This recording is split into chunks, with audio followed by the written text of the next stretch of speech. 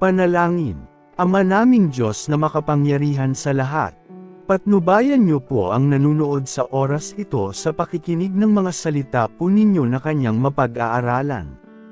Naway lubos niya itong maunawaan upang sa gayon ay madagdagan ang kanyang pananampalataya at higit sa lahat ay maisagawa ang inyong kalooban.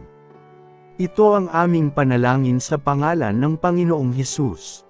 Amen. Basahin natin ang Lucas Kabanata 18. Talata 9 hanggang 14. Sinabi rin niya ang talinghagang ito sa mga taong matuwid ang tingin sa sarili at hinahamak naman ang iba.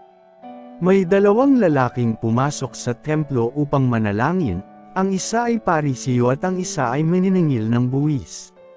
Tumayo ang parisiyo at nanalangin ng ganito, "O Diyos, nagpapasalamat ako sa iyo sapagkat hindi ako katulad ng iba na mga magnanakaw, mandiraya, mga ngalunya, o kaya'y katulad ng maniningil ng buwis na ito.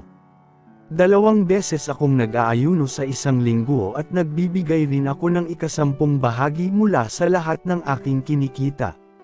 Samantala, ang maniningil ng buwis na may nakatayo sa malayo at di man lamang makatingin sa langit. Dinadagukan niya ang kanyang dibdib at sinasabi, "O Diyos, mahabag po kayo sa akin na isang makasalanan.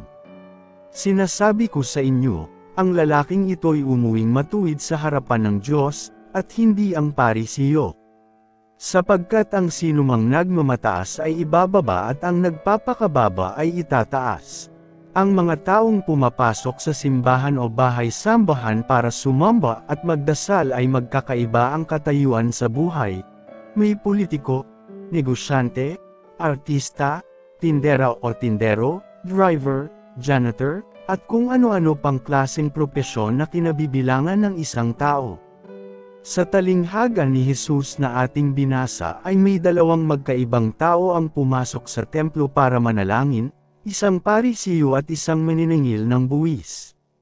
Ano ang pagkakaiba nila? Ang parisiyo ay isang relihiyosong tao na kilala sa kanilang mahigpit na pagsunod sa kautusan at sa tradisyon ng kanilang mga ninuno. Ang maniningil ng buwis ay isang taong mangingikil dahil sobra ang sinisingil nilang buwis sa tao na sa kanya napupunta, at taksil dahil naglilingkod siya sa gobyerno ng sumakop sa kanila o kaaway nila. Ngayon tignan natin ang panalangin ng parisiyo na walang saysay sa hararapan ng Diyos.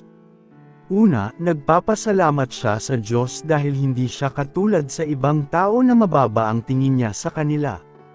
Kaya ipinapahayag niya na mataas ang tingin niya sa kanyang sarili at hinahamak naman niya ang ibang tao. Ito ay nagpapakita ng pagmamataas o kayabangan. Dapat ay inaalala niya ang mga salita ni Solomon sa mga kawikaan. Ang paggalang at pagsunod kay Yahweh ay naglalayo sa kasamaan. Ako ay namumuhi sa lahat ng kalikuan, sa salitang baluktot, at sa diwang kayabangan. Ang kapalaluay humahantong sa pagkawasak, at ang mapagmataas na isipan ay ibabagsak. Pangalawa, isinalaysay niya ang kanyang mabubuting gawa. Kaya't inihayag niya kung paano siya nagtitiwala sa kanyang sariling katwiran o self-righteousness. Ano ang tingin ng Diyos sa kanyang mabubuting gawa? Tignan natin ang sulat ni Isaias Kabanata 64, Talata 6. Lahat tayo'y naging marumi sa harapan ng Diyos. Ang mabubuting gawa natin ay maruruming basahan ang katulad. Tandaan din natin ang sulat ni Pablo sa mga taga-Efeso. Sapagkat dahil sa kagandahang loob ng Diyos kayo ay naligtas sa pamamagitan ng pananampalataya. At ito'y kaloob ng Diyos at hindi mula sa inyong sarili, hindi ito bunga ng inyong mga gawa kaya't walang maipagmamalaki ang sinuman. Kung ano tayo ngayon ay gawa ng Diyos, at sa pakikipag-isa natin kay Kristo Jesus ay nilikha niya tayo para sa mabubuting gawa na inihanda niya noong una pa man upang gawin natin.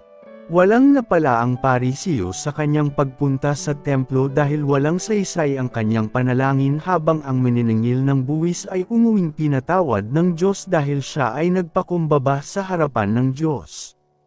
Kaya malaki ang pagkakaiba ng pagmamataas at pagpapakumbaba, ayon sa mga kawikaan. Ang magbabagsak sa tao'y ang kanyang kapalaluan. Ngunit ang mapagpakumbaba ay magtatamo ng karangalan. Malinaw ang mensahe ng Panginoong Hesus sa talinghaga. Sapagkat ang sinumang nagmamataas ay ibababa at ang nagpapakababa ay itataas. Ito pa ang sabi ni Yahweh sa Isayas Kabanata 66, talata 2. Ako'y nalulugod sa mga taong nagpapakumbaba at nagsisipagsisi. Sa mga may takot at sa utos ko'y sumusunod.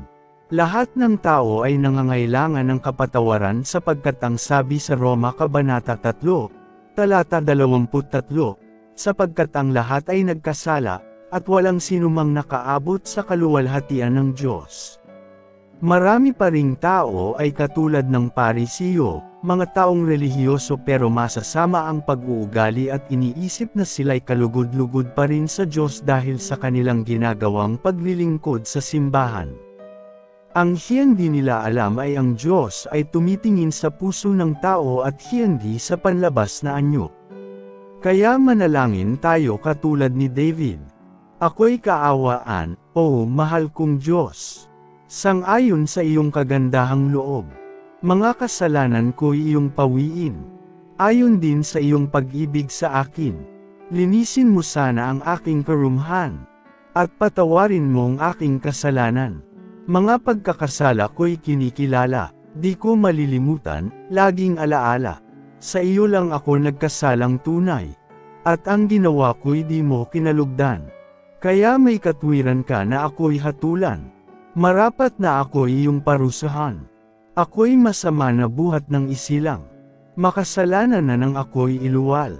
Nais mo sa aki isang pusong tapat. Pasposin mo ako ng dunong mong wagas. Ako ay linisin, sala ko'y hugasan. At ako'y puputi ng lubos-lubusan. Sa galak at tuwa ako ay pasposin. Butong ng hihinay muling palakasin. Ang kasalanan ko'y iyon ang limutin. Lahat kong nagawang masamay pawiin. Amen. Thank you for watching. Please don't forget to subscribe. May God bless you.